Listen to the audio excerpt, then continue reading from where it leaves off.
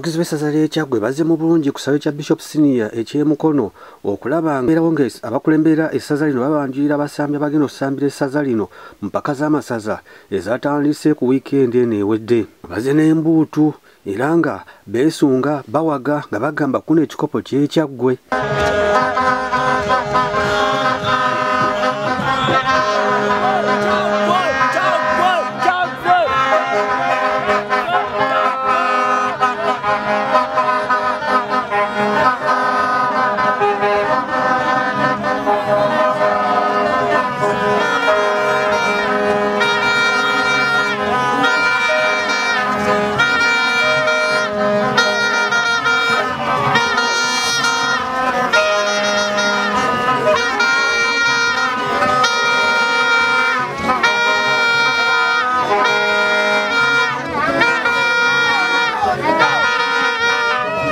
Bano abazannya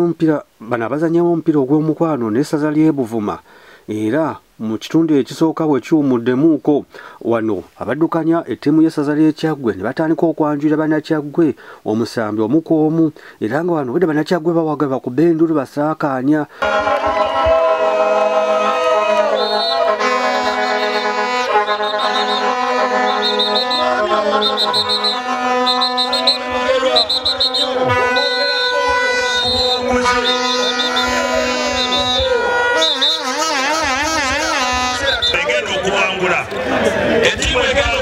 Etimu gye batumye ekikopo Nambuule ono defender center back ayambala shati 15 alina emyaka 25 yasambira Kifax Zono abedera w'Essagwe Buwango United Kyaggwe ebiseera byonna bamuyita team captain Kato Julius Yaya.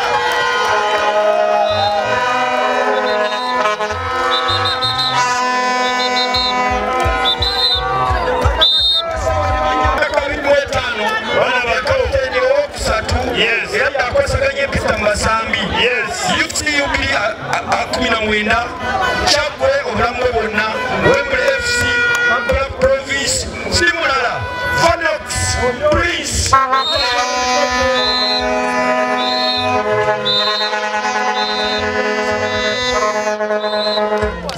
Bishop SS Mukono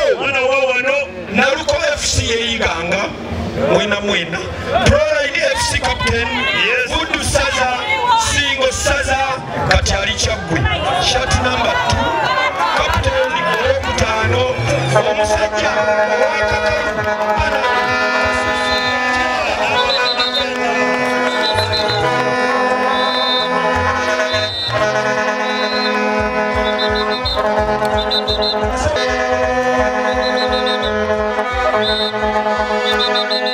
omusajja omulala yesebo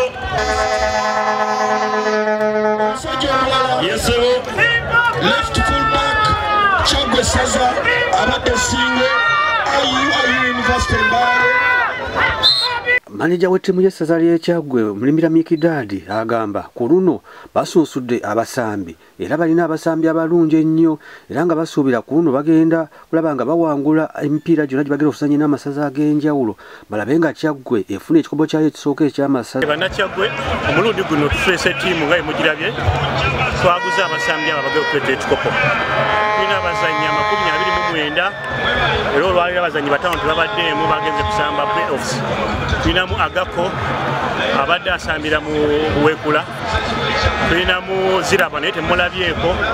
awo Mawanda Alafat Brown yasamba namba 2 yaffe season ewedde naye waali. So tiimu yaffe nnungi nga tusuubira omulundi guno okuleeta ekikopo.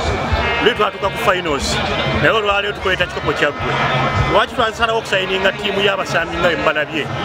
nga tuleesa abasanyi abo bennyininyini abasobola okutuleetera ekikopo. Twasayininga omutendesi Simon Mugerwa nga tumugye Ssingo. Omutendesi ono yakatwala ebikopo 3 eby'amasaza. So naffe tusuubira katwete omutendesi oyo ow'entomyi era asobola okutuleetera ki asobola okutuleetera ekikopo. So tuleesa abasambi n'omutendesi waako ng'ekigendera kyakuleeta kikopo Ekyaggwe 2025. Tese kimala tusambye friendlies eziwera kukuba abantu golo 8 golo 5 nga twetekera olunaku olwabiri mu omwenda olunaku lwe osamba coach gwempira gwaffe ogusooka wano ku kisaawe kyaffe ekya Bishop Secondary tusuubira okuba n'abawagizi 2,200 kitundu so abawagizi bonna bonna bali mu Kyaggwe wazaalibwa Kyaggwe wasa Kyaggwe mwena muveeyo obeerewo ku mupiira ogwenda okusooka mupiira ogutusuubira okugoba golo 3-0 era bannaba Kyaggwe tubasuubiza obuwanguzi omulundi guno bwe tunaaba nga tukwatidde awamu nga mmwe abawagizi kubanga mmwe abavugizi baffe abasooka abawagizi b'Ekyaggwe bwe mujja mu bungi ne ttiimu kwesobola okwetegekera okuba ng'ekola ki ng'ewangula emipiira gye tukoma okuba ne ssente mu kampu gye tukoma okukola obulungi.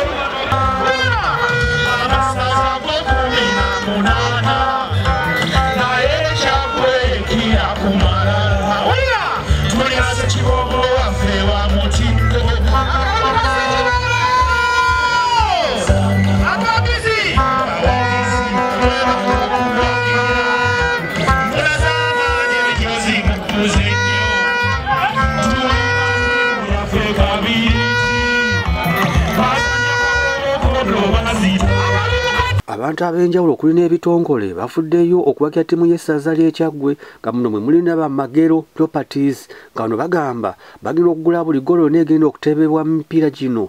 emitwalo 10,000 so nga bagamba kye bakikoze okulaba nga essaza ly'Ekyaggwe liwangula ekikopo kino era mulimu n'abantu abalala nga bw'owabulira abavuddeyo okulaba nga bateeka ensimbi mu ttiimu y'essaza ly'Ekyaggwe. Ngaffe Magero Properties essaza ly'Ekyaggwe mwe tusibuka tusazeewo okuba nga buli goolo tugigula emitwalo 10,000 okuzzaamu abazannyi baffe amaanyi kye twatuukako oluddi twagala kuddamu kituukako. Magero Properties yeewaddeyo ku lw'essaza okulaba nga ekikopo tukitwala sizoni eno 2025-2026. Abazannyi be batwanjulidde tebasaana na mu ssaza lya Kyaggwe baasuuka dda okubeera mu Premier League n'ensi ziri endala era aba Premier League tubagamba nti mujje Ekyaggwe otuma nga tumaliriza amasaza gano mulondemu abazannyi nga ttiimu enafunafu eyo eziri eyo mu saizi z'Ekyaggwe z'Ebulaaya. Kyaggwe nisaze ligendo twala ekikopo kino 2025-2026 era tubekakasa bulungi olw'abazannyi betulina besigenda kumenya nti ono noono naye nga tukakasa nti ekikopo tugenda kitwala nti ebisero bya goolo ebigenda okukubibwa amasaza agasigadde naddala buddu eyo bweneefuna omukisa okuddamu okusanga Kyaggwe egenda kukubwa goolo ezitabalika nkirinako obusungu bajje n'ebisero bya goolo aba buddu naye simanyi wabbasanga kubanga ne luli empitawo yaabwe teyali naye luutu eno Kyaggwe eve kukyaggula buli kimu. Essaza ly'Ekyaggwe gyenkolera gaffe ab'Ekibike Smart Properties nga tuli basolooza b'amayumba tutunda amataka tugula tufunira omuntu nga badde akyetaaga. Essaza ly'Ekyaggwe ngenda difunya box 10 ez'amazzi kyemmanyi nti amazzi awo bajja kubatwala bakutwala kikopo kuba kyemmanyi ekyomundi guno muyinza tugenda kukitwala.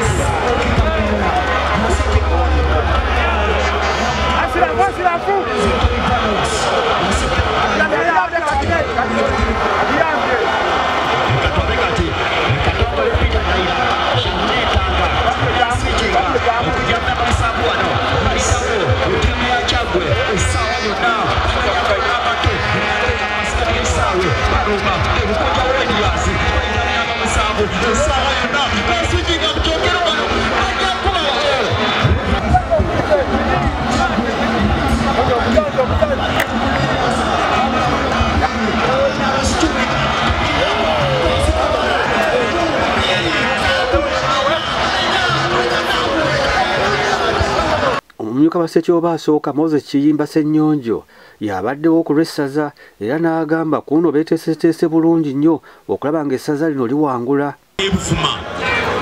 n'ery'Ekyaggwe baluganda abawangaalira ebuvuma bannakyaggwe bangi ate n'abavuma abawangaalira mu Kyaggwe nabo bangi bali tusanyuse nnyo nnyini okubalaba. bannange ekikulu ky'olunaku olwaleero kwe kutulaga ttiimu yaffe naye ate tukigaseeko okulaba nti ttiimu eno tugiwagira mu ngeri enjawulo nga bannakyaggwe bagamba nanyini mufu yakwata ki awawunya ttiimu eno tujja girekerera ttiimu mugirabye ttiimu kabiriiti kati tulina ogivugirira buli omu tugambye ku bavugirizi bannange abavugirizi si bantu banjawulo buli omu asobola okubeera ki omuvugirizi ebiti byammwe mwenna muveeyo tulabe nti tuwagira ttiimu yaffe eno this time around ekikopo kyakyaggwe ekikopo kyaggwe naye njakumaliriza na kino nti omupiira guno gwa buli mwaka annual event kale ku bavugirizi baffe mwenna waliwo abazungu kye bayita donor fatigue ne tujja leero ku sizoni eno ate ne tujja ne ku sizoni eddako mbadde nsaba n'obuwombeefu bannakyaggwe bannange ng'omuvugirizi tewali sitaani senga gwovaayo n'ogamba nze annually buli mwaka jakubaako kino kyendeeta ekyo kituyamba okuba nti nno tukola bageti ennuŋŋamu eyirimizaako ettiimu y'essaza banange mwebale nnyo mwebalire ddala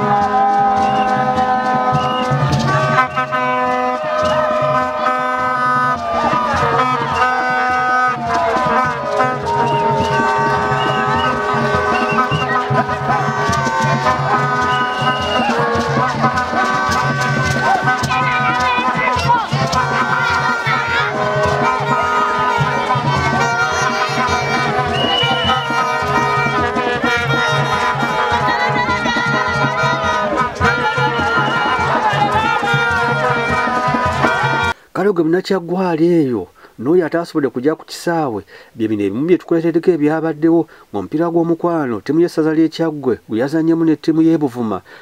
ttiimu y'essaza ly'Ekyaggwe yawangudde ggoolo 2-0 era nga bw'olaba abawagizi kuno bye bazze ne vibe ey'amaanyi ennyo nga ffe Ababukunja Channel tujja kufuba okulaba nga tukutuusaako emipiira gyonna ginaazannyibwa ku kisaawe kya Bishop Senior School e Mukono osobole okugoberera essaza lyo nga ligenda mu maaso okulaba nga liwangula ekikopo kyayo ekisooka mu season